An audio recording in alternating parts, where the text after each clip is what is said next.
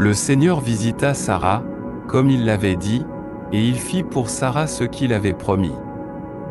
Sara conçut et donna à Abraham un fils dans sa vieillesse, au temps fixé par Dieu. Abraham appela Isaac le fils qui lui était né, que Sara lui avait enfanté.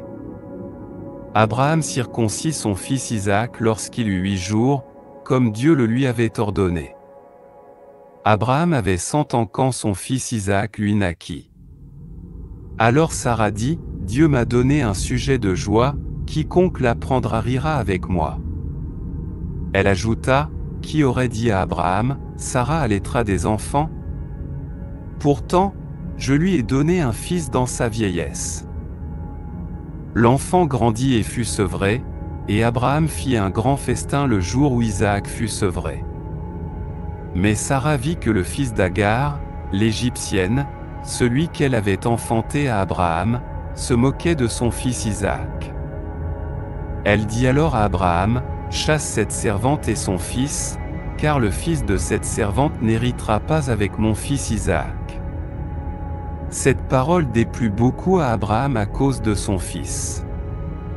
Mais Dieu dit à Abraham, « Ne sois pas affligé à cause de l'enfant et de ta servante, écoute tout ce que Sara te dira, car c'est par Isaac qu'une descendance portera ton nom. Cependant, je ferai aussi du fils de la servante une grande nation, car il est ta descendance. » Abraham se leva de bon matin, prit du pain et une outre d'eau et les donna à Agar. Il les plaça sur son épaule, lui remit l'enfant et la renvoya. Elle s'en alla et s'égara dans le désert de Beer-Shéba. Quand l'eau de l'outre fut épuisée, elle déposa l'enfant sous un buisson, s'éloigna et s'assit à une portée d'arc, car elle disait, « Que je ne vois pas mourir l'enfant. » Elle s'assit donc à distance, éleva la voix et pleura. Mais Dieu entendit la voix de l'enfant, et l'ange de Dieu appela Agar depuis le ciel et lui dit, « Que as-tu, Agar? Ne crains pas, car Dieu a entendu la voix de l'enfant là où il est. Lève-toi, prends l'enfant et tiens-le par la main, car je ferai de lui une grande nation. » Dieu lui ouvrit les yeux, et elle aperçut un puits d'eau. Elle alla remplir l'outre et donna à boire à l'enfant. Dieu fut avec l'enfant, qui grandit, habita dans le désert et devint un archer. Il s'établit dans le désert de Paran, et sa mère lui prit une femme du pays d'Égypte. En ce temps-là, Abimélec, accompagné de Picol, chef de son armée, dit à Abraham, « Dieu est avec toi dans tout ce que tu fais.